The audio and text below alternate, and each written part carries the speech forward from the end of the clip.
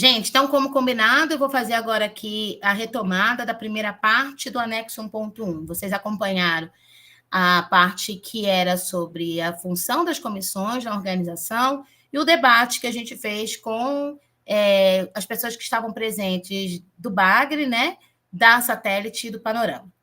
Então, a reunião de hoje também tem essa parte do anexo 1.1, né? O que é o anexo 1.1? Ele é uma parte do anexo 1, que são projetos de reparação dos danos socioambientais e socioeconômicos, e que é resultado do acordo assinado em fevereiro de 2021 entre as instituições de justiça, o Estado de Minas Gerais e a Vale, né? Eles assinam esse acordo, e esse acordo finaliza com 37,69 bilhões de reais para atender, né, e reparar uma série de aspectos, uma série de danos coletivos e difusos que foram sofridos pelas comunidades e pelos municípios, né, ao longo do Rio Paraupeba e da bacia da represa de Três Marias, né? Bom, gente, então o anexo 1.1, o anexo 1 é dividido em 4 etapas, 3 principais que eu vou colocar aqui, que é o anexo 1.1, que a gente está falando hoje, que são os projetos de demanda das comunidades atingidas, o anexo 1.2, que é o Programa de Transferência de Renda, PTR, né, que a maioria das pessoas conhece, e o anexo 1.3, que são os projetos de fortalecimento de serviços de políticas públicas, e que ficam muito destinados, né, às sedes municipais e acabam não indo para as comunidades atingidas. Existe também o anexo 1.4, que não está aqui, porque ele é muito parecido com o anexo 1.3, mas ele é para Brumadinho especificamente. Bom, gente, o anexo 1.1, ele é um anexo para os projetos de demanda das comunidades, e que são projetos coletivos, né, que é para atender e reparar os danos coletivos sofridos. Então, ele é uma parte importante do acordo judicial, e que garante, né, para ele tem garantidos 3 bilhões de reais, 2 bilhões de reais para projetos e 1 bilhão de reais para crédito e microcrédito. Os projetos, eles são projetos coletivos que devem ser definidos e decididos junto com a comunidade. As comissões, então, têm uma parte muito importante nisso, vocês já viram isso no início do vídeo, porque elas que vão ajudar, né, a organizar os projetos dentro das suas comunidades, com o apoio da assessoria, e ela também, a comissão que vai escolher as pessoas que vão participar dos conselhos locais, né, que vai ajudar a eleger as pessoas que vão participar dos conselhos locais, regionais e interregional, que são as instâncias de governança de definição do anexo 1.1. Essa governança é o ato de governar mesmo, né? A participação das pessoas atingidas, decidindo diretamente como escrever os projetos, decidindo quais são os danos prioritários que devem ser reparados com esses projetos, e projetos que tenham capacidade de atender as comunidades, assim como vocês viram já as ideias que foram trazidas pelas comissões, né, de Panorama, Satélite e do Bagre. Então, como eu disse a vocês, os danos que vão ser reparados com o anexo 1.1 são os danos coletivos, danos sofridos por grupos sociais e pelas comunidades, né? E que tenha um aspecto coletivo, como, por exemplo, o comprometimento da economia local, né? Esse é um dano coletivo. Diferentemente dos danos individuais. Então, por exemplo, os direitos individuais das pessoas atingidas, eles não foram solucionados pelo acordo, eles ainda estão em disputa judicial, e amanhã, dia 10, inclusive, a gente tem um julgamento, né? E os direitos individuais, né, e os danos individuais, eles passam, por exemplo, pelo que cada pessoa ou família perdeu, e um exemplo dele é a desvalorização dos imóveis, tá vendo? Então, a gente tem a desvalorização de um imóvel por conta do desastre-crime, essa desvalorização do imóvel que a pessoa sofreu não pode ser reparado pelo anexo 1.1. Né? O que pode ser reparado pelo anexo 1.1, por exemplo, é o comprometimento da economia local, é a perda do lazer da comunidade, entre outros, né? A gente pode pensar assim, uma pressão sobre a infraestrutura de acesso à saúde, né? Um adoecimento coletivo, psicológico. Então, tudo isso a gente pode pensar como dano coletivo, mas não como dano individual. Então, por exemplo, a perda de renda que você, indivíduo, teve, né, que uma pessoa só teve, ele não pode ser sanado pelo dano coletivo, né? Ele não pode ser reparado pelo anexo 1.1. Ele vai ter que ser, aquela renda que você perdeu, aquele prejuízo que você teve individualmente, tem que ser solucionado pelo pelo processo dos danos individuais, né? Os danos coletivos, aí sim, sanados pelo anexo 1.1. Então, tem um vídeo que a gente passou aqui para falar um pouquinho sobre o anexo 1.1, o que foram os 90 dias de construção desse anexo, junto com a entidade gestora, que foi escolhida por um edital, né, lançado pelas instituições de justiça, mas eu vou enviar esse vídeo junto com o material para que vocês assistam aí, né, para a gente poder passar logo por isso e chegar nos pontos que eu ainda não dialoguei com vocês, e que não deu para gravar no início dessa reunião. Então, o que eu acho que é importante é a gente fazer aqui a linha do tempo do anexo 1.1. Então, perceba, o anexo 1.1 ele é uma parte importante do acordo judicial e ele foi assinado o acordo em fevereiro de 2021. Em dezembro de 2021, a gente teve o primeiro encontro de bacia em Sarzedo, onde as pessoas atingidas que lá estavam definiram os critérios para a escolha da entidade gestora e que compuseram, né, que estavam dentro do edital publicado em outubro de 2022, tá vendo? Então, assim, ó, o edital para a escolha da entidade gestora foi publicado em 2022, quase um ano depois das pessoas atingidas aqui no encontro de Sarzedo dizerem quais são os critérios para a escolha dessa entidade, né? Por quê? Porque as pessoas atingidas queriam eleger a entidade, assim como elegeu a assessoria técnica independente. Mas como essa entidade ela vai gerir um recurso muito alto, de valores muito altos, ela precisava ter algumas características, inclusive uma característica de ter um fundo que pudesse ressarcir, por exemplo, um dinheiro que fosse perdido, né, ou que tivesse alguma multa, enfim. Então, são entidades que elas têm que ter lastro, que a gente chama financeiro, para garantir que esses 300 milhões de reais, que é o recurso que vai ser utilizado nos próximos 2 anos para os projetos de demanda das comunidades, tenham segurança, né, que esse dinheiro seja assegurado. Então, as pessoas atingidas puderam escolher alguns critérios, entre eles que essa entidade não tivesse nenhuma ligação com a Vale, que fosse uma entidade que conhecesse as pessoas atingidas e a região, né, que fosse uma entidade que soubesse fazer projetos comunitários. Então, todos esses critérios foram utilizados para construir esse edital, e esse edital foi lançado em outubro de 2022.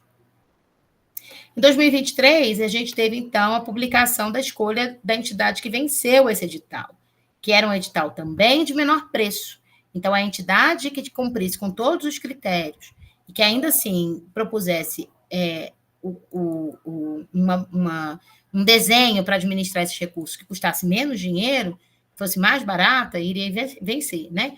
Então, foi a Caritas, junto com a ANAB, né, que é a Associação Nacional de Atingidos por Barragens, e a Edinheiro, que é um banco comunitário que está muito acostumado a fazer a administração de recursos da economia solidária, que ganhou esse edital. Em agosto, então, a Caritas foi homologada como entidade gestora, e em dezembro o processo foi suspenso, porque quando a Caritas foi homologada, ela trouxe alguns empecilhos para realizar um bom trabalho, né? Entre eles de que o cenário, quando elas fizeram a proposta de 20 milhões, que é o valor da proposta básica delas, tinha modificado e que agora ela precisava de condições diferentes para trabalhar. Inclusive que a assessoria técnica tinha um tamanho quando ela fez a proposta e agora a assessoria técnica tem outro tamanho, né? Então, no edital do anexo 1.1, diz que a assessoria técnica iria apoiar esse desenvolvimento do anexo 1.1.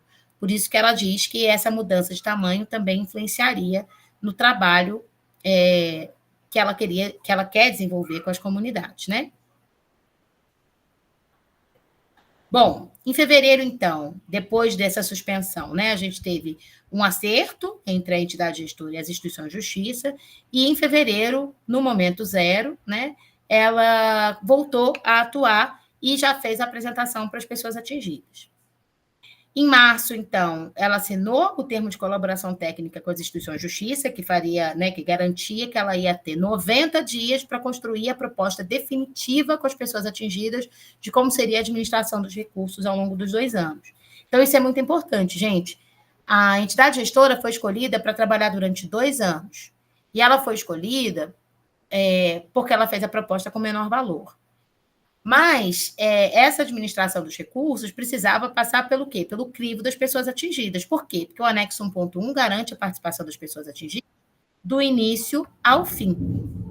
Então, era muito importante que a entidade gestora fizesse essa construção do trabalho junto com as pessoas atingidas e transformasse essa proposta básica em proposta definitiva.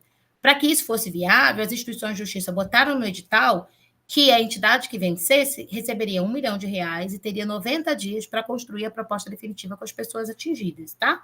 Então, assim foi feito. Entre os meses de março e maio, a entidade gestora visitou as 5 regiões e construiu com as pessoas atingidas uma proposta definitiva, apresentando a proposta básica que ela escreveu e fazendo as modificações necessárias. No mês de junho, o Momento 5 foi construído, que era mais um encontro de bacia, e aí as pessoas atingidas das 5 regiões votaram nas resoluções, votaram no melhor caminho para a construção do anexo 1.1. E essa proposta definitiva, então, foi aprovada no mês de setembro agora, né, pelas instituições de justiça. Mas é importante dizer, foi aprovado o quê? O escopo, o conteúdo, mas o orçamento não foi aprovado, porque o orçamento mudou muito em relação ao orçamento da proposta básica. Então, as instituições de justiça pediram para que fosse estudado esse orçamento, né, que o juiz fizesse uma perícia nesse orçamento para ver se ele é um orçamento que condiz com a proposta definitiva e que, mesmo estando diferente do valor da proposta básica, que ele tem legalidade para ser aprovado e que ser colocado na praça. Bom, a entidade gestora, então, ela é a ANAB, né, que é a Associação Nacional de Atingidos por Barragens, a Edinheiro, que é esse banco comunitário de economia solidária, que tem muita experiência com crédito e microcrédito com juros baixos, com iniciativas de fundos rotativos solidários, com bancos comunitários, que depois a gente vai falar um pouco mais sobre isso com vocês, tá? Mas ele tem bastante experiência, e a Caritas é a líder, né? Ela é a que responde judicialmente pela execução dos recursos do anexo 1.1. Boa noite. Sobre essa segunda parte, a gente está aqui dialogando sobre a importância da comissão, né, nesse cenário tanto do anexo 1.1, mas também com o processo de reparação como um todo. Como vocês mesmos, né, que estão envolvidos na comissão, que fazem esse papel de dialogar sobre as demandas, sobre as reivindicações, de participar das reuniões. Então, são diversas as ações que são através da comissão. A comissão, essa ponte com a comunidade, a comissão fazendo essa ponte com os atores externos também, como as instituições de justiça, com a entidade gestora. Então, na comissão, esse grupo, né, de pessoas atingidas, que são esses representantes, que participam dessas reuniões e que também fazem os repasses para a comunidade, porque nem todo mundo participa da comissão, né? Então, realmente, a comissão como esse espaço legítimo, reconhecido e valorizado, que, inclusive, de muita confiança pela própria comunidade, né? Então, a gente queria muito ressaltar essa importância da comissão e também que as comissões estão em diferentes etapas, né? Tem comissões que estão há mais tempo no processo, tem comissões que estão na metade dela e outras que, né, são recentes, justamente porque também foram incluídas, foram reconhecidas, né, e assessoradas pela TI recentemente. Então, cada comissão das regiões, né, região 4, região 5, assim como na R3 e na R1, está em diferentes posições. Então, as estratégias e as formas de organização também vão ser diferentes. Mas o mais interessante nisso é como são compartilhadas essas estratégias, né, inclusive entre as regiões e as comunidades que estão mais distantes uma das outras. Pode passar, Júlia. E aí, dentro dessas atividades, né, que representantes das comissões participam, uma delas é a formação sobre o anexo 1.1, como a gente está fazendo hoje aqui, que é justamente de nivelar essas informações, de tentar trazer, né, a participação informada de uma forma nivelada. Então, uma comissão que chegou agora poder ter a mesma qualidade de informação a uma comissão que chegou há mais tempo, que está envolvida no processo de reparação. Então, uma das atividades para fortalecimento das comissões é a realização de formações, sempre que vocês demandam também que a gente possa estar fazendo. O outro espaço também é o 2 Dedos de Prosa, que geralmente acontece às quartas-feiras, não é toda quarta-feira que acontece, mas quando é realizada essa reunião, é às quartas-feiras e começa às 6 horas. Então, através dos 2 dedos de prosa, ali a gente vai dialogando sobre ações que podem ser compartilhadas entre uma comunidade e outra, uma comissão e outra, né? Com essa troca de experiências, mas também sobre nivelar das informações sobre a entidade gestora e sobre o anexo 1.1 como um todo. Então, por exemplo, quando a Caritas começou aí, a entidade gestora, né, que é a ANAB também, foi nos territórios construir essa proposta definitiva, teve várias formações através do 2 dedos de prosa sobre essa construção. Então, ali a gente conversava como que seria essa reunião, quantas pessoas, qual que seria o tema, se seria governança, crédito e microcrédito. Então, esse espaço também é muito importante de informação, mas também de troca entre as comissões. Já teve reuniões que teve repasses de comissões que, olha, a gente está fazendo uma reunião comunitária aqui para dialogar sobre projetos, uma outra comissão também trazendo um repasse de uma reunião que participou com as instituições de justiça. Então, esse é um espaço muito rico de troca também, além de ser de informação. Outra atividade também, que é a própria reunião de comissão interna de vocês, né, como esse espaço de conversa, de tomada de decisão, de pensar estratégias do que vai ser feito para que possa, né, atingir da melhor forma a reparação, e também as reuniões comunitárias. E aí a gente tem até um exemplo para trazer, assim, da região 4, por exemplo, tem a comissão de Angueretá e de Cachoeira do Choro. Em Angueretá, por exemplo, eles já realizaram, a própria comissão realizou uma reunião comunitária, chamando as pessoas da comunidade, para dialogar sobre projetos. Então, olha, a gente sofreu esse dano relacionado à renda, mas a gente tem várias potencialidades na nossa comunidade. Tem alguém que faz um artesanato, tem alguém que faz uma compota de quitutes, tem pessoas que estão ligadas à pesca, enfim, diversas atividades. Então, pensar, olha, eu sofri esse dano, mas a minha comunidade tem essa potencialidade para gerar renda, e como que a gente pode pensar projetos, então, coletivos, que a comunidade sofreu, mas que a gente tem essas potencialidades. Então, essas reuniões comunitárias são muito legais também, que são puxadas pela própria comissão. Então, a gente trazendo um pouco desse exemplo da Comissão da Região 4, que fez essas reuniões comunitárias, né? E dentro dessas atividades também, é importante da gente falar sobre as cartas e ofícios que são elaboradas pela própria comissão, trazendo isso, né? Olha, a gente quer reivindicar, por exemplo, a permanência da TI, ou a gente quer reivindicar uma remuneração e ajuda de custo das comissões, enfim, diversos temas da reparação, que são escritas ali através de cartas, com o apoio da TI, ajudando nessa elaboração da carta, mas vocês trazendo as demandas. E a construção dessas cartas são muito importantes, porque geralmente, assim que construídas, a própria comissão pode enviar pelo e-mail para as instituições de justiça, mas a TI também, do que eles possam entender quais são as demandas de vocês, quais são as reivindicações, quais são as possíveis mudanças, para que chegue até as instituições de justiça ou a entidade gestora que não estão aí no território, né? Então, a elaboração de cartas também é uma ferramenta, uma das estratégias muito importantes. E aí, trazendo um pouco do exemplo, por exemplo, da Comissão Morada dos Peixes, que é aí da região 5, e a Comissão de Angueretá, que é da região 4, durante o ano de 2023, várias comissões escreveram cartas, antes mesmo da homologação da entidade gestora, antes de bater o martelo da validação dela, reforçando sobre aqueles critérios lá do encontro de bacia que já tinha sido conversado.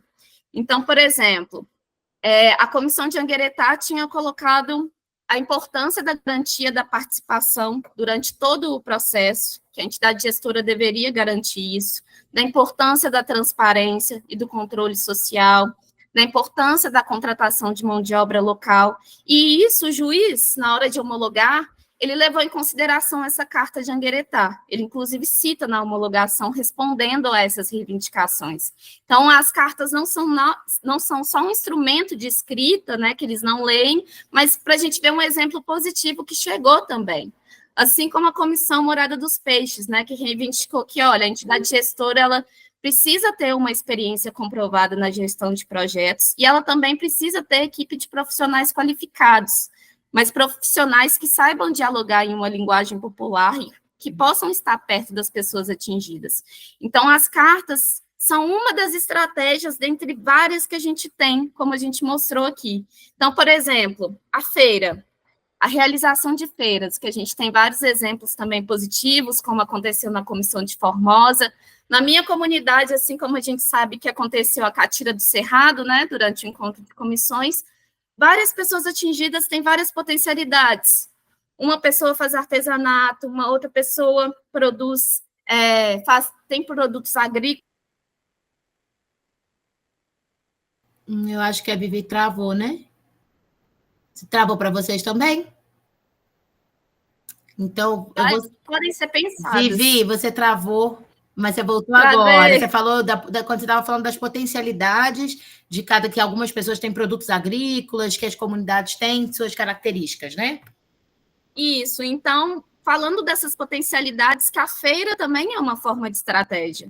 Então, reunindo na feira essas potencialidades que cada comunidade tem, como um espaço também de fortalecimento da comissão, mas também de troca de experiências e até mesmo de promover um espaço de renda dentro da comunidade. Então, aqui a gente citou algumas estratégias, né, que as comissões possam estar mobilizando, que possam estar construindo, e a gente tem muitos exemplos positivos de comissões que estão fazendo feira e que tem dado muito certo, né, que estimula também. Obrigada, Vivi. Eu acho que quando a Vivi traz isso, gente, talvez seja a melhor parte do nosso trabalho, quando a gente consegue apoiar vocês nessas iniciativas que não necessariamente é uma reunião aqui para uma formação, que às vezes né, é oneroso, a gente chega, eu estou vendo aí o pessoal se abanando, tá calor, tá à noite, a gente está aqui conversando, mas de conseguir fazer espaços, construir espaços com vocês que gerem integração com a comunidade, que possa gerar renda também. Então, isso tem tudo a ver com a Anexo 1.1 e a gente pode apoiar, né, na medida do possível, aos pouquinhos a gente vai apoiando essas iniciativas, como aconteceu na Formosa.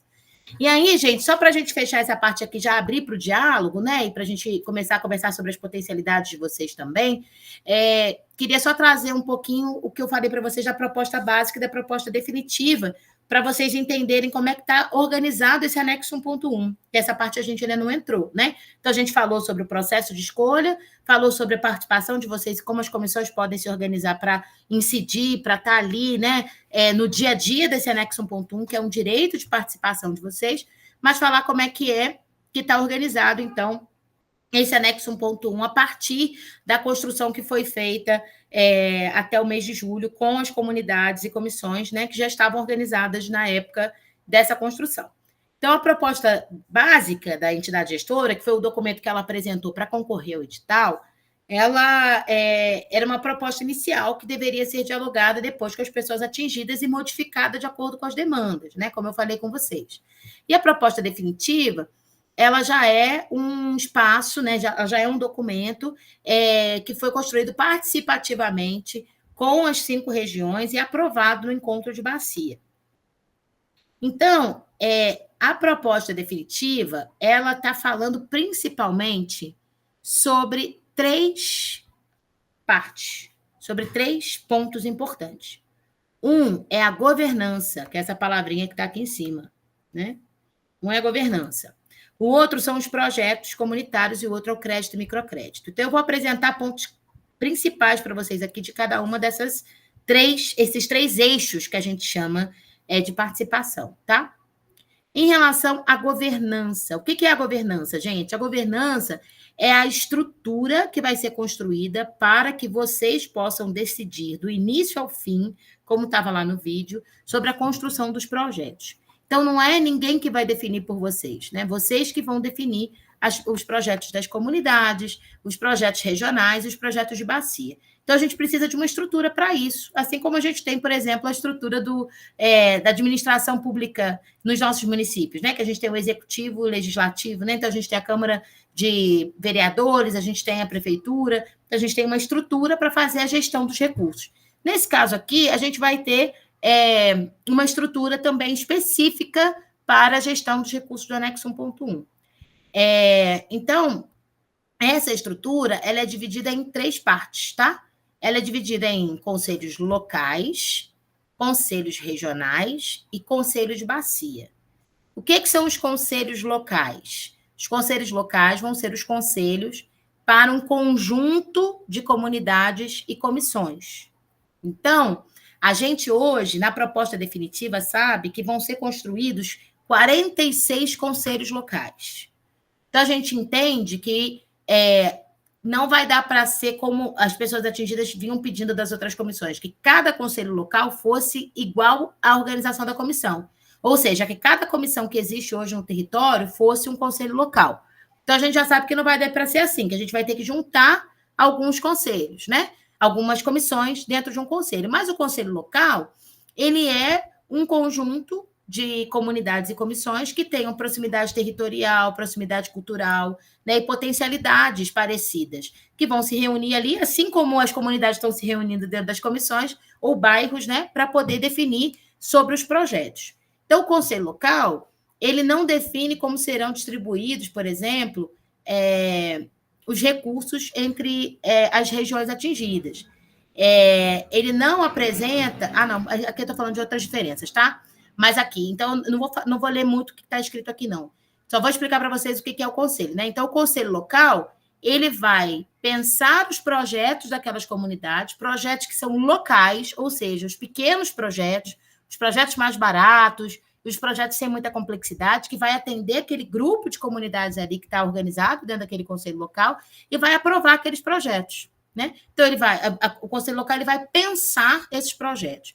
E por que é muito importante a participação das comissões? Porque é das comissões que vai sair a maior parte desses representantes. Alguém que não está organizado em comissão pode participar do conselho local? Pode, mas ele tem que ser, inclusive, aprovado pela comissão, organizado pela comissão também, passar por um processo de formação.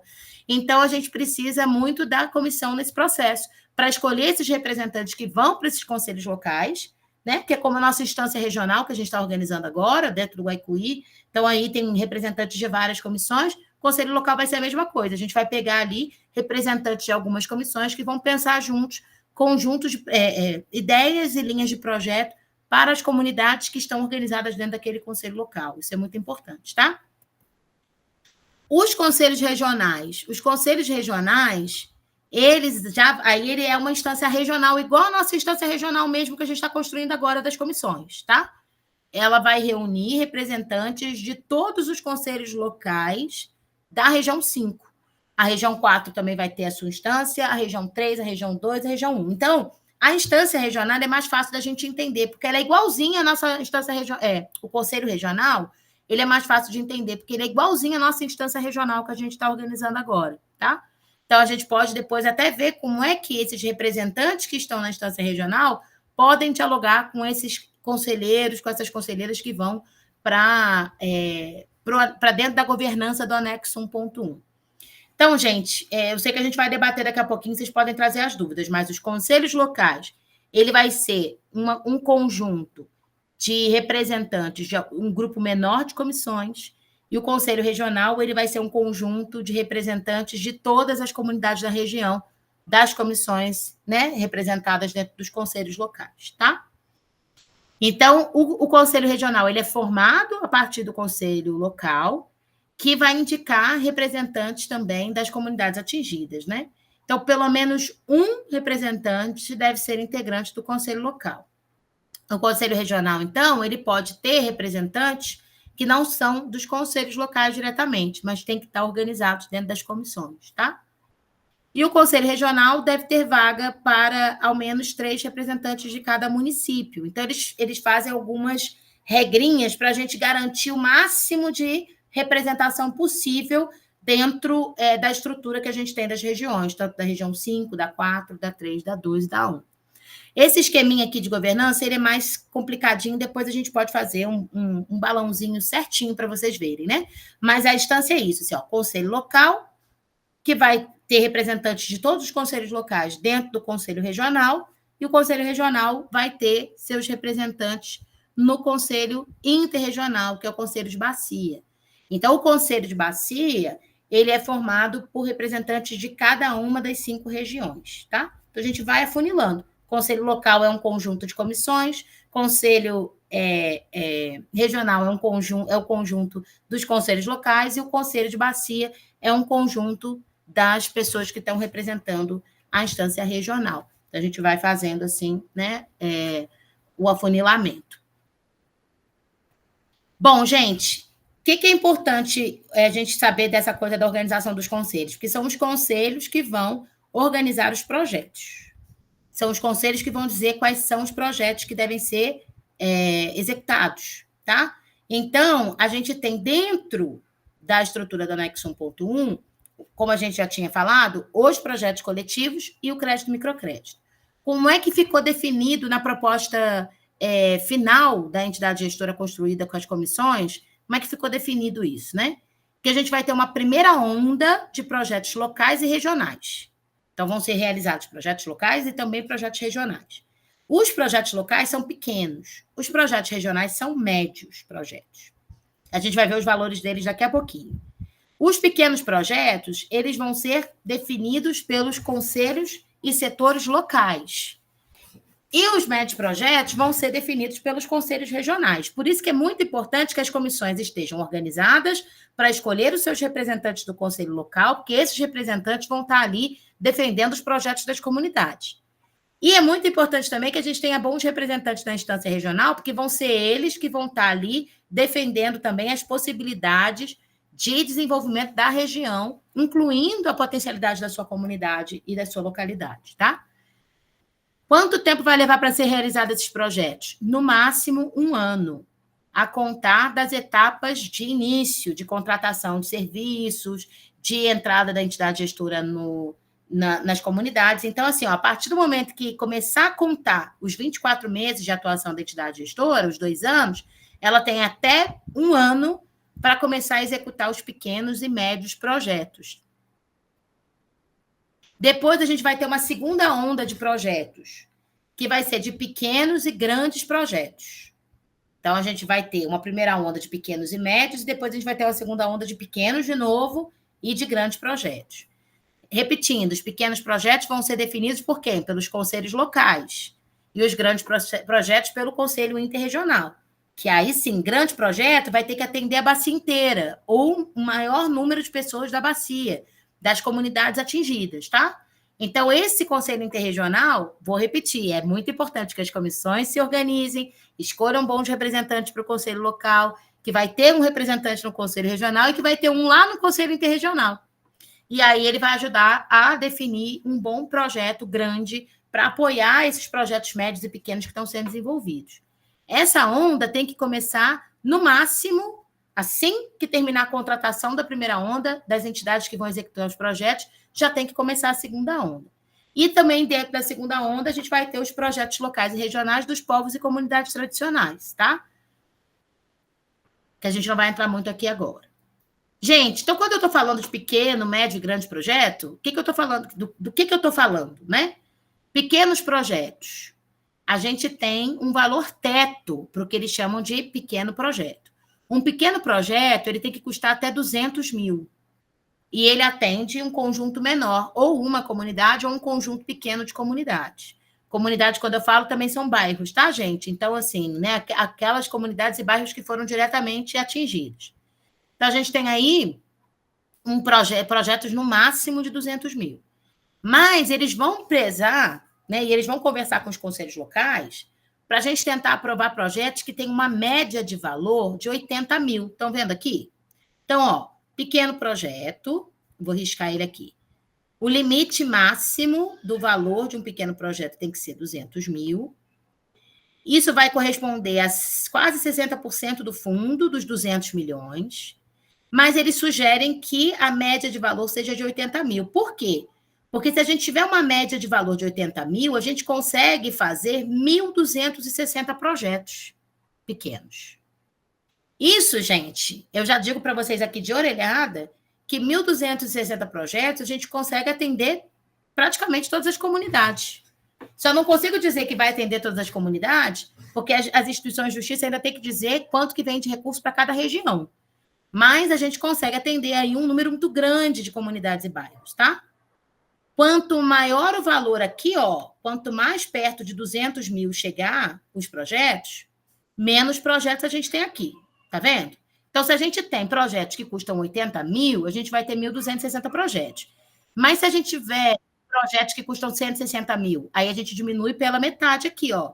Então, ao invés de 1.260 projetos, a gente vai ter, em média, 700 projetos, 600 projetos, tá?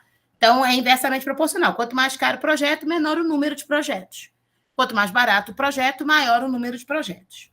Então, esses pequenos projetos vão ser para as comunidades e vão ser definidos pelo conselho local, que é o que vai estar mais próximo da formação das comissões de hoje. Depois, a gente tem os médios projetos. Qual é o limite do valor dos médios projetos? 2 milhões de reais, tá vendo? Um médio projeto ele só pode custar até 2 milhões de reais. Mas eles sugerem que a média do valor seja 600 mil reais. E o médio projeto ele vai ser realizado aonde, gente? Dentro da região. Então, o Conselho Regional da região 5 vai pensar projetos para a região 5. O Conselho Regional da região 4 vai pensar projetos para a região 4. Estão pensados aqui, ó, mais ou menos 90 projetos, tá vendo? Então, a gente consegue dizer que a gente vai ter mais de um projeto para cada região, mais de um médio projeto para cada região, tá?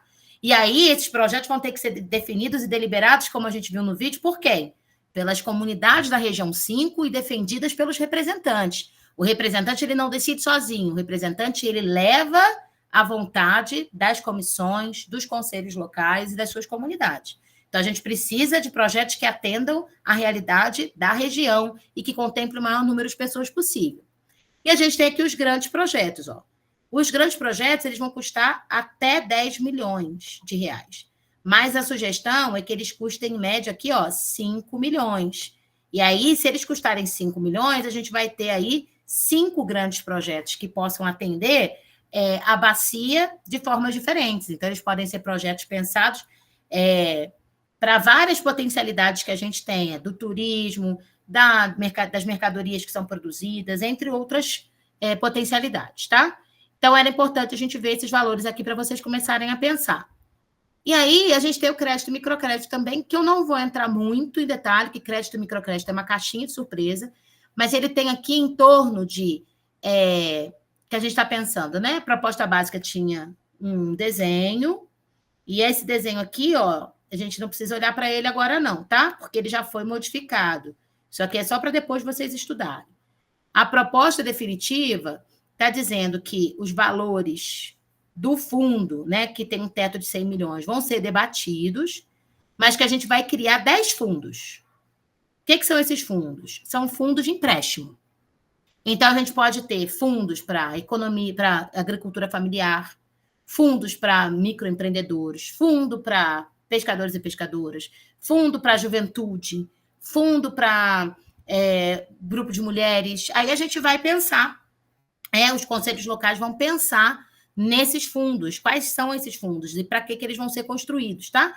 E cada um desses fundos vai ter um teto de carência para devolver o dinheiro, um valor de juro muito baixinho, de acordo com as características econômicas de cada produção, né? Então, vamos supor que a gente tem um fundo aqui para agricultura familiar.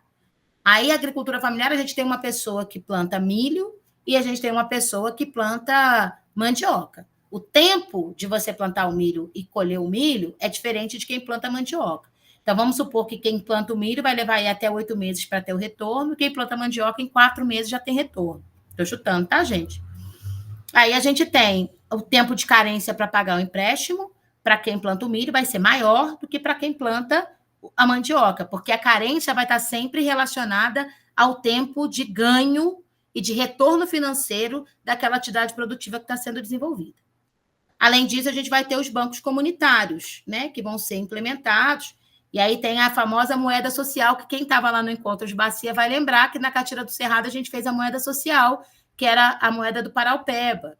Então, que ela ajuda a manter o dinheiro circulando dentro da comunidade. Para fechar aqui, então, gente, a gente tem, além disso, os fundos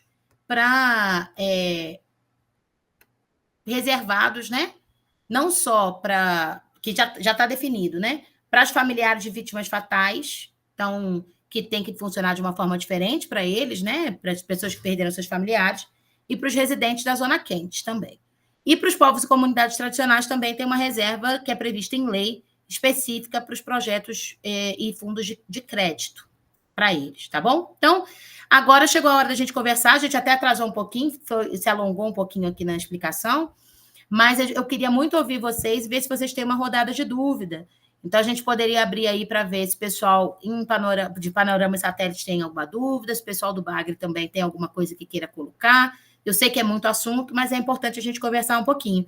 E aí, depois, a gente vai para um exercício aí, juntos e juntas, para pensar as potencialidades de cada região. É isso, gente. Então, a gente abre agora para o primeiro bloco, né, de dúvidas, comentários também.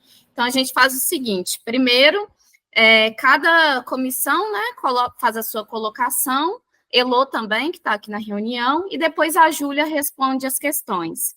Então, a comissão Ribeirão do Bagre, tem alguém aí que tem alguma dúvida, algum comentário? Pode falar. Então, eu gostaria de saber a questão sobre esse benefício, né, que vai estar saindo. Vai estar fazendo a gestão desse benefício. No caso, seria a associação do bairro? A gente pode criar Ótima pergunta. Tem mais alguma pergunta aí? Porque aí eu respondo tudo no final, para a gente poder ganhar tempo. Aproveitando a pergunta do Angelita, que tipo de projeto que pode ser feito para poder usar esse recurso para a nossa comunidade? Que, assim, a gente já conversou, mas eu estava um pouco afastada, aí a gente, como diz, tem essa curiosidade de saber quais tipos de projeto. Se já tem alguma comunidade que já está bem mais à frente, como a nossa é nova, né? Nós estamos começando agora, então, assim, fica essa questão de que tipo de projeto que a gente poderia aderir para poder, como diz, beneficiar nosso bairro. Joia. Mais alguma questão, gente? Pessoal que está aí em Ribeirão do Bagre? Não, né? Então, agora a gente passa, então, para a Comissão Satélite Panorama. Pessoal que está aí, pode abrir e fazer sua colocação, aí fala seu nome e pode falar. Pode falar. Oi, boa noite, meu nome é Reginalda, sou da Comissão Satélite. Eu queria que vocês tirassem uma dúvida aqui para mim, uns exercícios, né? Igual mesmo, eles alegam assim, que a gente não está dentro do território que foram atingidos, né? Então, como que a gente faz para poder provar para eles que a gente realmente precisa de ter esse benefício para a nossa comunidade? Porque no PTR a gente não fomos aprovados. Mais alguém, gente? Vai que não. Entendi. Vai.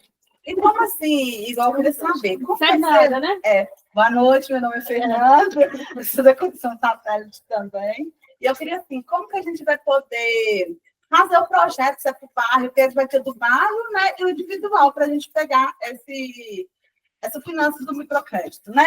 Aí eu queria saber, perguntar agora também qual vai ser os projetos que a gente pode estar fazendo individualmente e para o bairro todo. Em todo. Mais alguém, gente? José Pedro? José Pedro. Eu pergunto, José Pedro, da Comissão Panorama, eu pergunto se o recurso vem, a gente tem que montar associação para ter esse recurso, é isso, se tem que montar associação. Não, ela vai responder. Mais alguém, pessoal? A mesma dúvida delas. A mesma dúvida delas, né? Se a comissão é que vai poder fazer esses projetos. Nós, da comissão, só. Fechou, Rafa. Pessoal que está em Felizlândia, na sede, Luana, tem mais alguma questão? Sim, tem mais uma dúvida por aqui. Mais duas. Pode fazer. Eu queria saber se o pessoal tivesse, né, que aqui recebesse esse benefício, se a gente, da comissão, teria acesso para poder estar acompanhando esse processo, né, esse trabalho lá com eles, se tem alguma unidade, né, de estar fiscalizando os projetos. Isso. Desculpa, você pode repetir para mim, que falhou um pouquinho, eu não te ouvi direito. Você pode repetir a pergunta? Eu gostaria de saber se quando saísse esse benefício por fazer esses projetos, se a comissão pode estar acompanhando, né? Tem o direito de estar acompanhando e estar participando sobre as obras, sobre o andamento do projeto.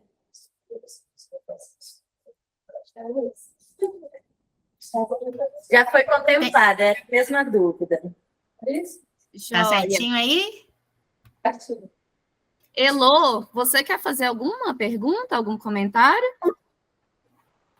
Não, querida, não quero, não. Eu estou prestando atenção em tudo, anotei tudo, viu? Agradeço a oportunidade e depois, por favor, disponibilize o final para mim. Pode deixar, a gente disponibiliza sim. Beijo, Agora, muito obrigada. beijo, boa noite, viu? Boa noite, gente. Fiquem com Deus. Então, agora a Júlia vai responder as questões, pessoal. Vou responder, mas você me ajuda aqui se eu esquecer de alguma coisa, viu, Vivi? Estamos Pode juntos aqui deixar. para construir isso. Gente, vamos lá. Tem perguntas aqui sobre associação que eu acho que são muito importantes. Quando a gente fala que o recurso do anexo 1.1 ele vai sair, a gente tem uma gestora principal, que é a entidade Caritas, né? Então, vou falar Caritas aqui, mas a gente sabe que tem a ANAB e aí dinheiro junto. Mas a Caritas está fazendo a gestão maior do recurso. E ela tem que fazer a transferência desse recurso para os projetos pequenos, médios e grandes que vão ser executados. É isso mesmo, né? E aí, quem é que vai, então, fazer a gestão desse recurso para o pequeno projeto que, por exemplo, a gente tem aprovado aí no município de Três Marias com satélite, vamos supor que satélite Panorama estejam fazendo projetos em conjunto. Pode ser associação? Pode. Pode ser associação de moradores, tá? Associação de moradores, associação produtiva, né? Uma associação de pessoas, tá? Ou seja, um CNPJ, né? Então, pode ser sim. Mas precisa ser? Não precisa ser. Por quê, gente? Porque a gente sabe, por exemplo, que tem algumas comunidades que têm CNPJ, mas que ainda não administrou um volume grande de recursos, então não tem experiência ainda, tem insegurança de fazer essa administração. Então, eles não querem fazer no primeiro momento. Isso estou falando de algumas comunidades que a gente já conversou, aqui da região 4 e 5, tá? Estou dando exemplos que eu já ouvi. Outro exemplo que eu já ouvi em relação à associação é assim, eu sou presidente da associação, sou muito cobrado já, tem muito conflito aqui na minha comunidade, então eu não quero me responsabilizar, porque depois dá algum problema, vão dizer que fui eu. E não fui eu, né? Então eu não quero esse problema agora, porque eu posso gerar um conflito dentro da minha comunidade. Eu prefiro que seja alguém de fora para fazer a administração desse recurso. Então, uma das reivindicações que foram feitas para a entidade gestora é que a gente tivesse chamado entidade guarda-chuva, alguém que pudesse vir, ajudar a comunidade a organizar aquele projeto, fazer a gestão daquele recurso, se responsabilizar por aquele recurso, até a comunidade ver que aquele projeto está andando com as próprias pernas e poder ou botar a sua associação para administrar o recurso ou montar uma associação, né? Inclusive, se a comunidade ainda não tem uma associação e ela quer uma associação, isso pode ser um pequeno projeto, montar uma associação, tá? Uma associação ligada a uma atividade produtiva, por exemplo. Então, vocês podem ter uma formação, inclusive, para associativismo, uma formação para cooperativismo, porque dentro do anexo 1.1 também tem um ciclo de formação pensado para ajudar vocês a entender quais são as potencialidades e desenvolvimento dos projetos. Então, um primeiro ponto, que eu acho que foi mais de uma pessoa que perguntou isso, né? É em relação às associações. Pode ser uma associação? Pode. Pode não ser uma associação? Também pode. Tá? Vai depender de como aquela comunidade, como aquele projeto vai ser administrado, tá? Então, é possível. E isso, como é que vai ser definido? Vai ser definido na hora de construir com o Conselho Local. O Conselho Local vai ajudar a escrever esse projeto, com o apoio da entidade gestora, e nas regras do edital vai estar dizendo lá quais são as características daquele projeto e como que ele vai ser executado, tá bom? Então, a gente pode ter diversas entidades se candidatando para fazer, né, associações, inclusive, de outras comunidades se candidatando para administrar aquele recurso. Então, isso é importante a gente dizer. Que tipo de projeto pode ser feito? Foi uma segunda pergunta. Gente, projetos ligados a desenvolvimento de trabalho e renda. Esses são os projetos. Então, vocês vão me dizer assim, na minha comunidade eu queria um poço artesiano, já ouvi muito isso. Júlia, eu queria um poço artesiano na minha comunidade, porque eu não tenho água. Então, como é que eu vou fazer uma atividade produtiva lá, mexer com horta, mexer com produção de animal, se eu não tenho água? Então, eu vou dizer para vocês, a água ela tem que ser uma etapa de detalhamento do projeto, mas o projeto tem que ser ligado ao quê? Danos socioeconômicos para desenvolvimento, trabalho e renda. E aí, eles podem ser os mais variados possíveis, desde que eles estejam ligados a um dano coletivo. Então, se o dano coletivo, por exemplo, tem a ver com lazer e turismo, a gente pode pensar um projeto, inclusive a região 5 tem alguns projetos já pensados nesse sentido, de fazer um roteiro de turismo comunitário, que vai passar na casa da dona Ana para ver a produção de doce, que vai passar na casa do seu Joaquim para ver a produção de farinha, que vai ficar hospedado na pousada do seu Joaquim, e assim vai, sucessivamente, né? Então, um roteiro que passe por toda a região e que fortaleça a economia local e o turismo. Então, muitos projetos podem ser pensados, né? Projetos de artesanato, projetos de fortalecimento da juventude, de capacitação dessa juventude, né? Projetos de valorização do turismo. Então, assim, a gente pode usar a criatividade, a gente vai fazer isso daqui a pouquinho no exercício aqui, de pensar quais são as potencialidades que podem ser desenvolvidas, que aí é trabalho da assessoria ajudar vocês a ligar isso a um dano. Então, a gente está aqui para isso. Porque a gente tem os danos de vocês anotados, né, sistematizados, e é nosso papel ajudar vocês a entender quais são os danos que vocês podem, danos coletivos que vocês sofreram, que vocês podem ligar a esses projetos para justificar a criação deles, tá bom? Quando o Reginalda me pergunta aqui sobre satélite, nós não temos só satélite nessa luta não, viu, Reginaldo? A gente tem outras comunidades que não estão dentro dos critérios do PTR, mas isso é importante dizer. Quando o edital foi construído, ele diz que todas as comunidades que são atendidas pelo PTR é o grupo mínimo que deve ser atendido. Para quê? Para que as entidades tivessem uma noção do tamanho do território. Porque o que acontece? Como esse edital ele foi um edital nacional, muitas entidades podem achar que o crime foi em Brumadinho, que o rompimento foi só em Brumadinho, e não entendem o tamanho do território, não entendem que foram 26 municípios atingidos, uma bacia inteira, uma represa, né, que foi atingida. Então, eles dizem assim, olha, o grupo mínimo é o que está dentro de 1 quilômetro. Vocês, entidade gestora, têm que expandir necessariamente para outras comunidades que sofreram dano coletivo. Porque a gente tem uma série de comunidades que sofreram dano coletivo, mas que não estão a 1 quilômetro da represa ou do rio Paraupeba. Então, esse critério do PTR, ele é um critério excludente, gente. Ele é um critério limitador. Ele tem critérios, né, de território, territorialidade, de distância geográfica. Por quê? Porque é um recurso que não dá para todo mundo. Então, o PTR ele foi feito para ser menor mesmo, para aquelas pessoas que precisavam mais, né? E eles criaram alguns critérios para entender quem é que precisava mais ou menos. São justos esses critérios? Nós não sabemos se são justos. Não estamos aqui para fazer juízo de valor, mas a gente sabe que eles existem e eles estão aí, né? Em relação ao 1.1, os critérios são outros, toda a comunidade que sofreu dano coletivo. Então, se a gente conseguir identificar dano coletivo na comunidade de vocês, vocês têm o direito de entrar no anexo 1.1. Vão entrar de cara, como quem está dentro do PTR? Não, a gente vai precisar de um caminho. E a gente está pensando em alguns caminhos. Por exemplo, a assessoria técnica já está se organizando, fazendo notas técnicas para identificar e demonstrar que as comunidades sofreram danos coletivos. E a gente vai, né, enviar isso se for necessário. A gente tem ainda outras etapas anteriores que a gente pode tentar. Por exemplo, dizer que todas as comunidades que são atendidas pela assessoria já devem ser atendidas no anexo 1.1, porque nós sabemos que as comunidades que a gente atende sofreram danos coletivos. As instituições de justiça podem adotar esse critério. Mas a gente ainda está nessa fase de construção disso, tá, gente? Então, assim, não está... Quem está dentro do PTR está dentro do 1.1. Quem não está dentro do PTR deve entrar no 1.1 já desde agora, e a gente precisa entender quando, em qual tempo, e a assessoria está pronta para defender isso e construir isso com vocês, tá bom? Então, é um processo de luta, sim, mas é um processo de luta que a gente tem luz no fim do túnel.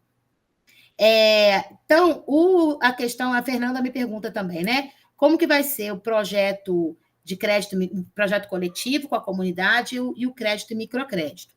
O projeto coletivo com a comunidade, ele tem que ser pensado desde agora, junto com as comissões. As comissões, como eu disse lá no início, têm um papel muito importante nessa etapa. Por quê? Porque é das comissões que a gente vai tirar representantes para o conselho local, que vai ajudar a escrever os projetos, e essa comissão vai ajudar, inclusive, a fiscalizar esse projeto depois, porque a comissão é maior do que o conselho local.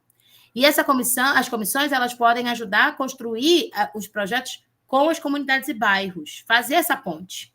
Porque a gente vai ter que pensar as ideias de projeto desde agora. Porque na hora que sair o edital, a gente já tem que ter a noção de qual projeto a gente quer. Então, a gente já tem que começar a pensar isso agora, tá?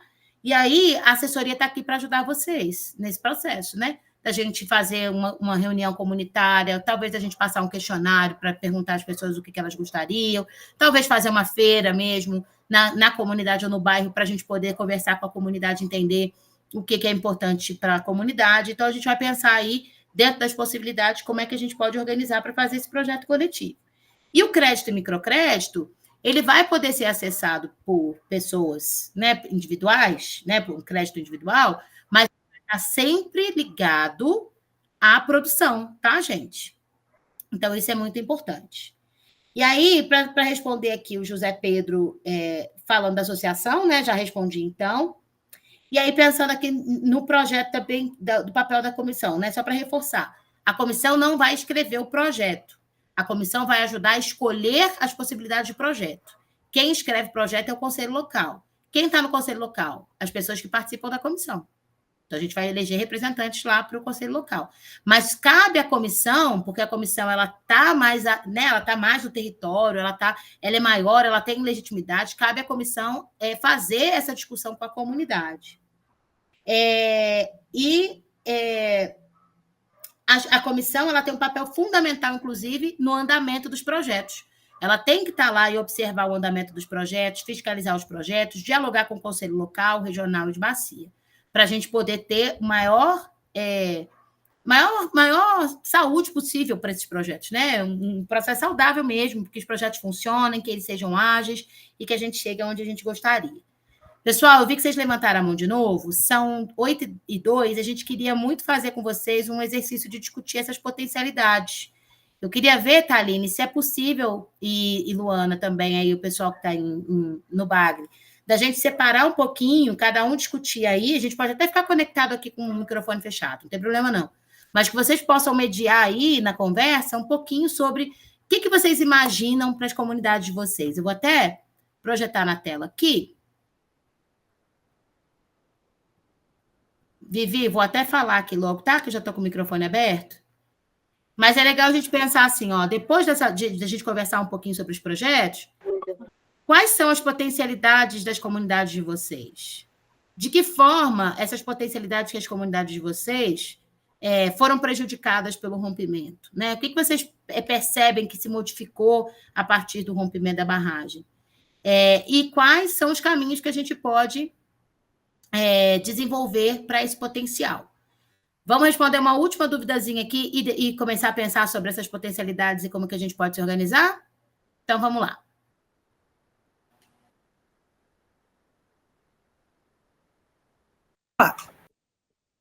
Ela está ouvindo? Tá. Ô, Júlia, eu só queria falar uma coisa. Eu sou da comunidade de Sapete. Como você falou aí sobre 1 quilômetro do PTR, que eu migrei, a nossa comunidade acho que tem menos de 1 quilômetro. Aí a gente já pediu para eles virem fazer uma nova medição e tudo. E tem muito tempo e está enrolando e não vem fazer essa medição. Aliás, eu acho que a cidade inteira deveria receber, né? Porque todos usou da água, todo mundo foi atingido. E aí eu queria ver se eles vinham fazer essa medição rápido e ver, porque a gente tem direito. Não, eu acho que... Então, aí você está falando do PTR mesmo, né? Eu acho assim, que a hora que a medição for feita, se vocês estiverem mesmo dentro do PTR, maravilha, a gente não vai nem precisar fazer a comprovação dos danos coletivos, né? Vocês automaticamente entram para dentro do anexo 1.1 com a revisão da poligonal. Mas eu não lido muito com o PTR, então eu não consigo te dizer hoje qual é o tempo que eles levariam para ir até aí, como é que está esse processo. Eu acho que o pessoal aí, Thaline, Rafa, vão ser as pessoas com maior, vão ter mais informação do que eu para falar sobre esse ponto, né? Mas a gente pode encaminhar também com o escritório que vê o PTR, né? Que é o pessoal da mitigação, que é a Paula Constante, né? E tem um outro pessoal lá na equipe para entender como é que está o processo aí de satélite. Mas é isso, assim, dentro do anexo 1.1 é o seguinte, se vocês forem reconhecidos pelo PTR, automaticamente vocês são reconhecidos pelo 1.1. Se vocês não forem reconhecidos pelo PTR, isso não exclui vocês do 1.1. A gente só vai ter que fazer um processo de comprovação dos danos coletivos para a gente defender a entrada de vocês, tá bom? Então, é isso, assim. Um não exclui o outro. A Reginalda está com dúvida, que a gente tinha uma caixa d'água no nosso bairro. E essa caixa d'água foi desativada por causa desse acontecimento também, sabe? E a nossa água até hoje, não, do bairro todo, de Três Marias todo, não só do nosso bairro, né? Só que eles não resolvem a questão da água. A água tem dia que vai com cheiro ruim, vai cheia de terra, de lama, mas tem dia que nem dá para usar água nenhuma da tua casa, né? Aí a gente queria saber também como que a gente pode estar olhando sobre isso. A questão da água também é uma questão que a gente não consegue ver por dentro do anexo 1.1. Então, eu acho que isso é importante vocês construírem aí com a regional. Quais são os processos e etapas que vocês têm que tentar organizar junto à Copasa, inclusive, né? Inclusive, por dentro do processo da reparação, a gente entender se tem algum órgão que pode atender isso, se a gente pode fazer por dentro do anexo 2.2, lá do saneamento básico que a gente tem. Então, a gente tem algumas outras alternativas por dentro da reparação, sobretudo, mas que não dialogam direto com o anexo 1.1. Como é que isso vai dialogar com o anexo 1.1? É um dano que vocês sofreram, que é não ter água. Isso é um dano coletivo, é um dano difuso, inclusive, né? Um dano que atinge todo mundo. Então, como é que a gente pode pensar projetos que liguem também na etapa de detalhamento a possibilidade de acesso à água, que é um pulinho do gato que a gente tem em relação a isso. Mas, gente, queria pedir para a gente fazer esse exercício das potencialidades, que já são 8h10. A gente precisava começar. Fala, Rafa. A gente pode só fechar com o José Pedro? Pode. Última pergunta, viu, gente? Senão a gente não consegue fechar a nossa atividade hoje. Pode falar. Do anexo 1.1, no caso, igual eu sou artesão, e tenho um sonho de plantar coco lá na horta, plantar uns coqueiros na horta, e ensinar a fazer os vasos que eu faço, os artesanatos. Mas preciso plantar. E já conversei na horta e podemos fazer esse projeto lá. Isso cabe no 1.1? Sem dúvida nenhuma. Inclusive, eu vi você levou os vasos, não foi, José Pedro, lá para a Feira da Catira do Cerrado? Fiquei louca no vaso, não consegui comprar, porque quando eu fui comprar, os 2 já estavam vendidos. Tem tudo a ver, o projeto, né? Pouquinho, Júlia. Oi? Fala aí, então. Semana que vem, mando um para você. Muito obrigada. Eu quero muito, com certeza, quero muito, porque são muito bonitos. E eu acho, Zé Pedro, que a ideia que você traz em relação aos vasos, ele é um excelente exemplo, porque você não está só falando de que é uma economia, quer dizer, você vai gerar renda com isso, mas você está gerando um processo formativo, né? Então, você está envolvendo juventude, você está envolvendo a comunidade. Então, é um projeto bastante interessante, assim, para dentro do anexo 1.1. Ele tem muitas características de 1.1. Não só para um projeto mais coletivo, se algumas pessoas da comunidade quiserem se envolver, né, e começar a produzir os vasos junto com você, mas também para o crédito e microcrédito, né? Porque se ele não ganhar características muito coletivas para ser um projeto da comunidade, ele pode ser um projeto que você vai desenvolver dentro do crédito e microcrédito e você vai comprovar que ele gera benefícios para a comunidade. Então, é um projeto muito legal para essa iniciativa. E aí a gente trabalha dentro do artesanato, sem dúvida nenhuma. É um ótimo projeto. Ótimo projeto.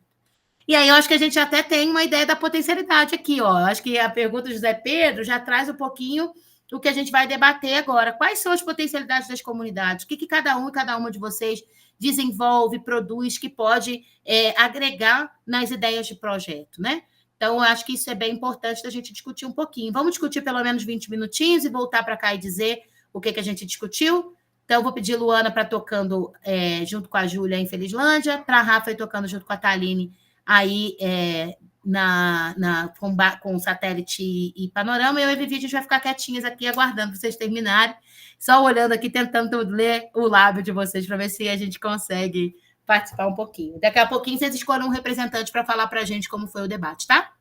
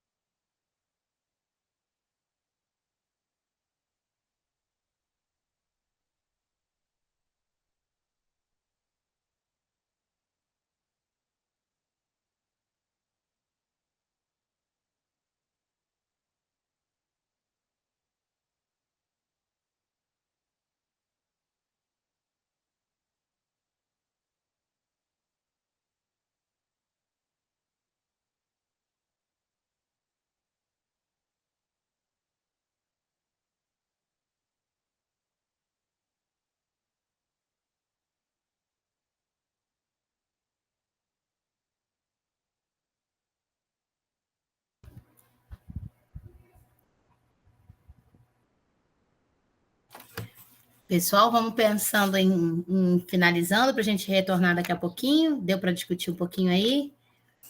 Vocês acham que mais uns 5, 10 minutinhos? Pronto, eles aqui já pensaram nos 3, só falta organizar as ideias para apresentar, tá bom? Então, tá bom. Então, a gente pode botar mais 5 minutinhos para voltar? Mais 5 minutinhos, tá bom. A gente ainda está no debate aqui. Beleza, fechou.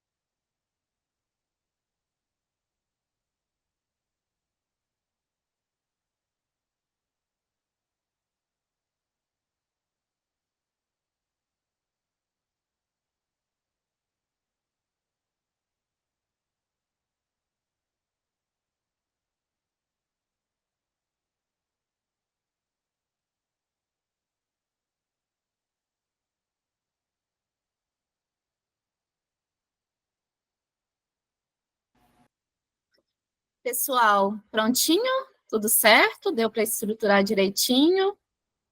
Agora a gente retorna, então, para esse espaço para dialogar o que vocês conversaram aí sobre as potencialidades, de que forma que essa potencialidade foi prejudicada e os caminhos possíveis para a gente desenvolver esses potenciais também.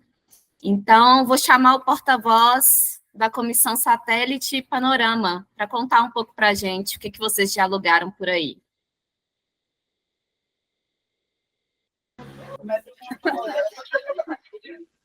Panorama Satélite. Quem vai começar?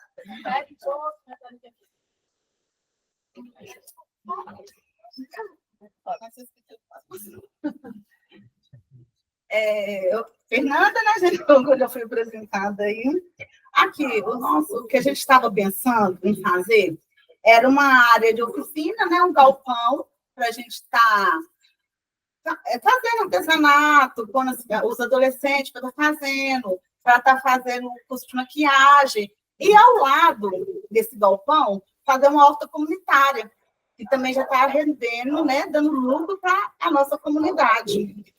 E o poço artesiano, né? Porque como a gente lá está na pauta nesse café de água, aí a gente tinha que ter esse galpão, o poço artesiano e a horta comunitária.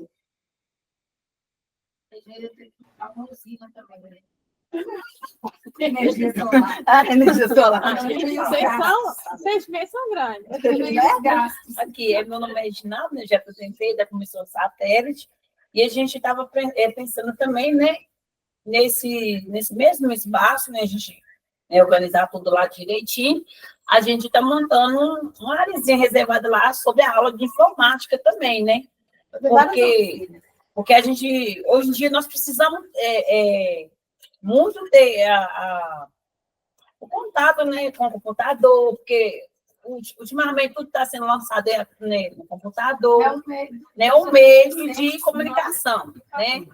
E também ia estar tirando, né, nossos jovens da rua, ia estar capacitando eles para o futuro. Porque nossa reunião está sendo online, né? Então, tudo está na base da internet, tudo está na base do computador. Então, assim, a gente está pensando mais nos nossos adolescentes, nas nossas crianças. E nós pensamos na horta comunitária para as pessoas jamais, assim, né, da nossa cidade, assim. E no nosso bairro lá não temos nada. E lá nós somos 370 casas. Igual lá, eu sou a presidente da comissão lá. Até hoje nós não conseguimos um espaço para a gente. Então, essa área já vai estar para a comissão. E todas as reuniões que tiver, do Alcuí, qualquer reunião vai ser ali, já vai ter aquele espaço lá. É isso que a gente pensou.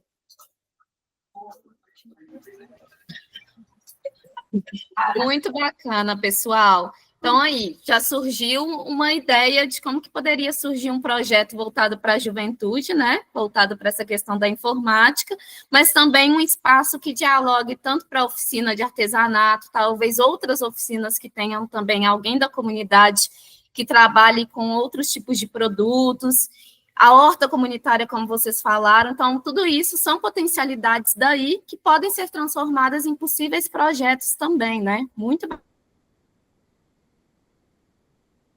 E travou de novo. A Vivi hoje está com a internet ruim. Bacana.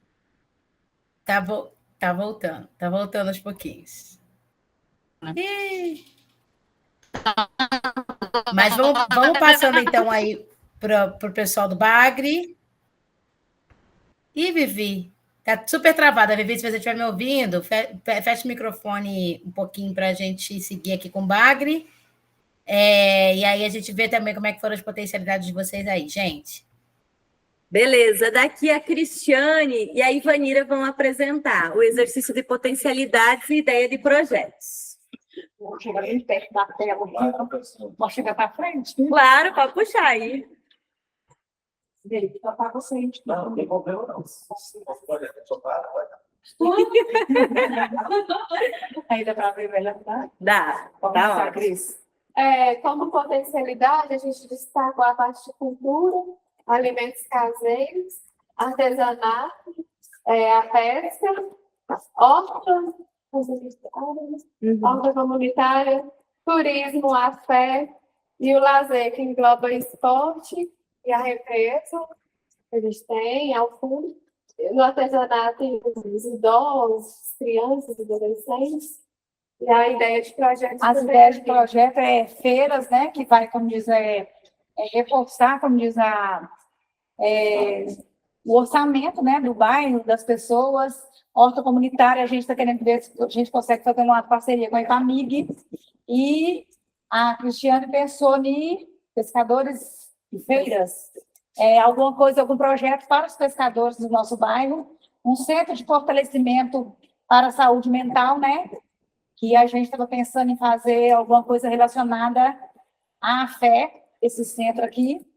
E uma quadra poliesportiva que é referente ao lazer. Cristiane, quiser falar mais alguma coisa? E nesse centro de fortalecimento, englobaria também um apoio e fortalecimento às mulheres, às adolescentes, crianças, idosos, mães atípicas. E com relação à fé, eu gostaria de fazer uma pergunta, se daria para entrar na fé e no mental a igreja, construção de uma igreja, porque é uma questão muito cultural e que é um apoio muito grande, principalmente para algumas pessoas que com problemas mentais que vão buscar, né, o apoio na igreja mesmo, na fé, no fortalecimento com os grupos e as festas da comunidade religiosas. E a gente queria aproveitar e saber se a gente pode acrescentar mais algumas ideias de projeto, porque a gente viu aí, de uma turma aí, a informática, que nós, né, que como a gente quer fortalecer, como diz, tanto para os jovens, crianças e idosos, a gente gostaria de saber se a gente poderia acrescentar como projeto aqui também informática, né, para as nossas crianças, para os nossos jovens e adolescentes. Tem várias outras coisas também, né? Uma parte do centro cultural. Perfeito, gente. Ótima apresentação. Gente, muito bacana. Só para explicar, a Júlia, ela caiu aqui, que a internet aqui em Belo Horizonte também, ela não é das melhores, viu? Eu mesma já caí, voltei, mas muitas ideias, muitas potencialidades legais, e tudo isso que vocês trazem é justamente de ir juntando essas ideias, vocês entre as comissões, pensando no que pode ser feito, como vocês compartilharam aqui agora, para que possa ser conversado com a comunidade depois, para levar como ideia de projeto nesse anexo 1.1. E aí, o pessoal, né, da Comissão Ribeirão do Bagre fez duas perguntas. Uma, eu escutei que foi sobre a questão da igreja, né? Isso, no caso, se a igreja poderia está também entrando com ideias de projeto, é isso? Eu queria só pedir à última pessoa que fez as perguntas, se poderia repetir, que eu escutei só essa parte, teve uma outra depois também? É isso mesmo, se a igreja poderia entrar como parte de projeto, englobando a questão de lazer e a questão mental, e o centro de fortalecimento da saúde mental. E o centro de informática e o centro cultural. E eu acho que daria para ser tudo no mesmo estado. Ei, Vivi, eu vou só aproveitar a palavra, o Ney também tinha uma pergunta, então eu vou aproveitar, já que tem algumas perguntas. Júlia, eu sou o cara que trabalha, mas gosto muito de escutar rádio. O negócio diária tem a ver com a barragem Mariana. O processo está praticamente ganho e a Vale deu conta de reverter. A gente corre algum risco igual, porque nessa justiça do Brasil, tudo é complicado. Mesmo você ganhou, pode ser perdido, entendeu? Se você tem algum conhecimento sobre isso. Maravilha, gente. Foi só essa pergunta? Teve alguma outra pergunta anterior que vale a pena anotar? Não, né? Júlia, teve uma pergunta sobre se a igreja também pode entrar com ideias de projeto, no caso, e também centro, né, que está ligado a questões de saúde mental, se também poderia estar sendo algum projeto destinado a isso. E o pessoal trouxe aqui também outras ideias, né, relacionadas também à informática, à horta, a feiras livres, mas essas perguntas foram mais essas três mesmo. Maravilha, gente, deu um pico de luz aqui em casa, tá chovendo em Belo Horizonte, e aí pode ser que dê outro pico de luz aqui, né? Se eu cair, Vocês me perdoem, tá bom? Mas tá caindo água, graças a Deus, gente. Gente, seguinte, em relação, vou te responder primeiro em relação à questão dos riscos de Mariana. Não sei se eu estou travando, mas se eu estiver travando, tá? Vocês me avisem. Ao risco do processo de Mariana. Mariana teve um processo muito diferente do nosso. Inclusive, eles estão tentando fazer um acordo lá agora, da mesma maneira que teve o acordo aqui dos danos coletivos. Então, em relação ao anexo 1.1 dos recursos dos 3 bilhões, a Vale já foi condenada, ela já depositou esse dinheiro já está em conta judicial, a gente não perde ele. O que a gente pode ter é percalços no caminho, mudança da entidade gestora, alguma dificuldade para fechar esse desenho do anexo 1.1, porque não dá para dizer para vocês que vai ser a coisa mais tranquila do mundo. A gente sabe, né? Que tudo que envolve etapa, construção coletiva, edital, a gente sabe que tem tempo, né? A gente sabe que tem muitas etapas mesmo para serem cumpridas. Então, nesse sentido, pode ser que a gente tenha aí alguma outra dificuldade. Mas perder esse dinheiro, perder esse recurso, a gente não vai perder, tá? Porque a Vale já foi condenada, já fechou o acordo, já pagou, o dinheiro já está em conta judicial. Então, não corre esse risco como a Mariana teve esses processos, né? E aí, Mariana está ainda fechando, apesar do rompimento e do crime ter sido antes, ela está passando por etapas que a gente já passou, porque é isso, né? Aqui o acordo de Brumadinho foi fechado antes. Consegui te responder direitinho? Então, esse dinheiro do 1.1 a gente não perde. Em relação a projetos, né, centros de saúde e igrejas, entidades específicas assim, elas não podem pleitear projetos para elas dentro do 1.1. Então, assim, a igreja não pode ser reformada, por exemplo, com o dinheiro do anexo 1.1. O centro de saúde não pode ser construído com o dinheiro do 1.1. Mas a gente pode ter a comunidade se articulando e pensando em benefícios que depois podem ser utilizados para melhorias, né? Então, vamos supor que a gente pense aí nesse galpão multiuso, igual vocês estão trazendo, para formação, para venda de artesanato, para fazer uma festa comunitária. Ele pode ser usado, por exemplo, para fazer uma quermesse e angariar fundos para a reforma da igreja. Ele pode ser usado, esse galpão, para a gente fazer uma formação de agentes comunitários de saúde, para que eles acessem as casas, para que a gente possa atender as pessoas. Então, tendo um espaço multiuso na comunidade de vocês, ele pode ser usado para fortalecer os laços comunitários, né? Para fortalecer os vínculos que a gente tem nas comunidades a partir desse processo, né? Mas a gente tem que tomar muito cuidado, que isso, não pode ser usado em benefício de um grupo. Ele tem que ser um processo organizado para a comunidade em si e que gere recursos para a comunidade, tá? Isso é importante. E aí, quando vocês trazem, quando vocês falaram de aula de informática, e já dizem que a aula de informática ela é importante porque hoje tudo é online, isso é muito, muito, muito bacana, porque às vezes a gente pode não ter um projeto de formação aprovado, mas a gente pode ter um projeto de turismo aprovado que vai precisar em uma das etapas de formação em informática. Por quê? Porque para a gente trabalhar com turismo, a gente tem que usar o computador, a gente tem que fazer propaganda nos Instagram da vida, fazer, né, reserva das pessoas. Então, tudo isso fica muito amarradinho. O poço artesiano, quando vocês fazem a horta comunitária, o poço artesiano ele vira uma necessidade, porque vocês estão construindo a horta comunitária. Então, essa ligação de isso é importante por causa disso, é muito legal, porque a gente pode conseguir, não um projeto, mas conseguindo um outro, a gente consegue, né, beneficiar a comunidade como um todo e botar dentro dos detalhamentos. Então, o que eu estimulo vocês hoje, para a gente fazer nosso quiz e fechar aqui nossa reunião, é que vocês pensem em mais projetos. Que a gente tem o projeto principal, que ele está ali, que ele é importante, mas que a gente pense em outros projetos, porque se a gente tem um edital que o projeto é mais barato, a gente não deixa de contemplar a comunidade por causa disso.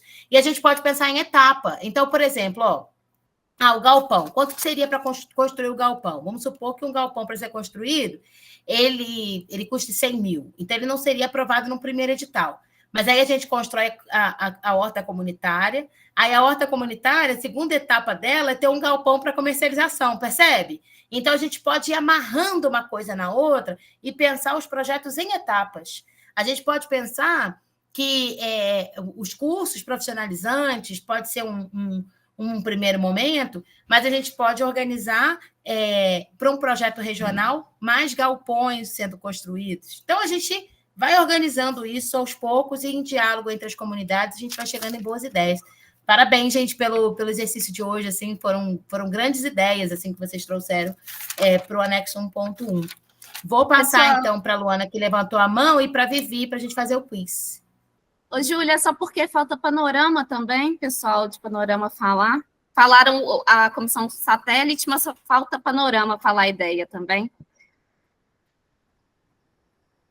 Rafa, Panorama você não falou, não? Pessoal, ainda não falou, não. Pode falar. José Meu Deus! Então, vamos lá. Olha, o meu projeto é plantar 400 pés de coco na horta comunitária, e desses 400 pés de coco, 200 seriam apanhados verdes, isso aí vinha para a comunidade também, para distribuir na comunidade. E 200 apanhava seco, né, para a gente tirar a fibra. E essa fibra traduzia em artesanato. E esse galpão era necessário aqui também, no nosso bairro, para justamente a gente fazer os artesanatos no nosso bairro. Plantar os cocos, e daí 3 anos que começa a produzir. O cocanal é daqui 3 anos. Né? Aí já começa uma produção e pode engrenar ali nesses 400 pés de coco, 40 famílias para olhar esses 400 pés de coco. Que aí dá uma renda para cada família, eu garanto que dá. Através do artesanato, um pé de coco, ele dá uma renda por ano de R$3.000. Você usar ele dessa forma. 400 pés de coco, calcula quanto vai dar. Né?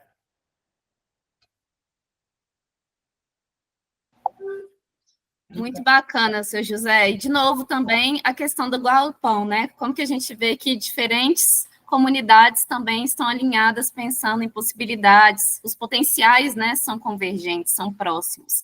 Muito bacana. Pessoal da comissão Ribeirão Bagre, quer falar mais alguma coisa? Que tinha levantado a mão, Luana? Nós estávamos pensando em fazer, a gente fazer um projeto para fazer uma parceria com a IPAMI, que é uma empresa de pesquisa agropecuária do estado de Minas Gerais. Você tem um trabalho nela. E ela tem quase 1.000 hectares de terra em Felizlândia, no bairro do Ribeirão do Bagre. Tem como a gente fazer um projeto, levar para a empresa e conseguir uma parceria? Deu para ouvir, Eu não sei, Júlia? se você picotou muito. Picotou Gente, muito. não deu para ouvir. O Ney está relatando aqui que ele é funcionário da IPAMIG. A IPAMIG ela fica no bairro do Ribeirão do Bagre, e se é possível fazer essa parceria de um projeto que envolve a IPAMIG. É uma empresa de pesquisa agropecuária do estado de Minas Gerais. Ela é do governo. Então, eu acredito. Entendi. Então, tipo, às vezes pedir o terreno da IPAMIG, a doação de um terreno, ceder um terreno para fazer uma horta comunitária, por exemplo, seria isso? Olha, eu acho que não tem nada que impeça.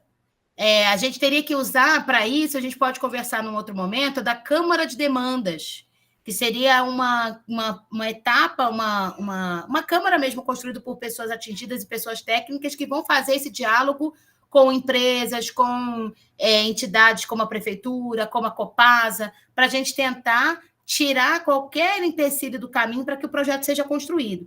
Então, se vocês acham, por exemplo, que existe terreno ocioso dessa empresa que pode ser cedido para vocês, a gente pode entrar em contato com elas pela Câmara de Demandas. Mas, assim, fechar uma parceria com a empresa privada para que ela, por exemplo, tenha participação de lucro ou financeira dentro do projeto, aí não. Os projetos, eles são das comunidades, eles devem ser executados pelas comunidades e apoiados pelas comunidades, né? Eles não podem ter, por exemplo, participação de grandes empresas, entre outras, porque esse recurso não pode gerar lucro para essas empresas que já estão funcionando, tem que gerar lucro para as comunidades atingidas. Mas nesse sentido de ceder um terreno, de ceder, às vezes, retalhos de pano, para um projeto de costura, tudo isso a gente pode dialogar com eles, sim, mas sempre em benefício da comunidade e não em benefício da empresa, entende? É nesse sentido. Vamos para a última questão para a gente encerrar. Então, pessoal, acho que não vai dar nem para a gente fazer o nosso quiz, a gente vai ter que deixar o nosso quiz para vocês fazerem depois, para ver se a gente fixou o conteúdo, mas eu vou passar então, que eu acho que Cristiane quer falar alguma coisa, não é isso? Tem mais alguma dúvida aí? Não? Encerramos, então? Não, Júlia, daqui encerramos. Gente, então nós passamos 15 minutinhos do nosso horário. Queria agradecer a todas e todos que estão aqui, terem ficado até essa hora, tarde da noite, para a gente conversar sobre 1.1. Essa é a nossa primeira conversa do 1.1. Acho que boas ideias surgiram. Me deixo à disposição aqui, eu e a Vivi estamos à disposição, se vocês quiserem entrar em contato para a gente pensar em novos projetos. A equipe de campo está muito habilitada para também conduzir com vocês essas etapas. Convidem a gente para ir para as comunidades de vocês para a gente pensar nessas feiras e nas próximas ações, né, para organizar o anexo 1.1. E contem conosco também, pessoal de satélite, para a gente ver essa questão dos danos coletivos, viu, gente? Da gente já ir se organizando também para a defesa de vocês. Foi um grande prazer estar aqui com vocês essa noite. Muito obrigada. Boa noite, pessoal. Obrigada, viu? E conte com a nossa ajuda. Agradecimento em nome da comissão. Alguém quer fazer?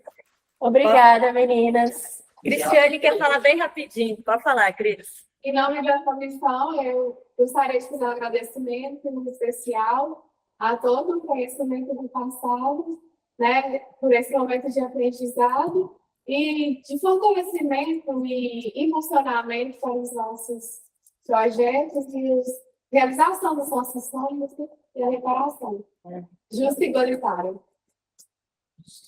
Tchau, gente. Uma boa noite. Um bom beijo. Aproveitem a chuva. Boa noite, pessoal.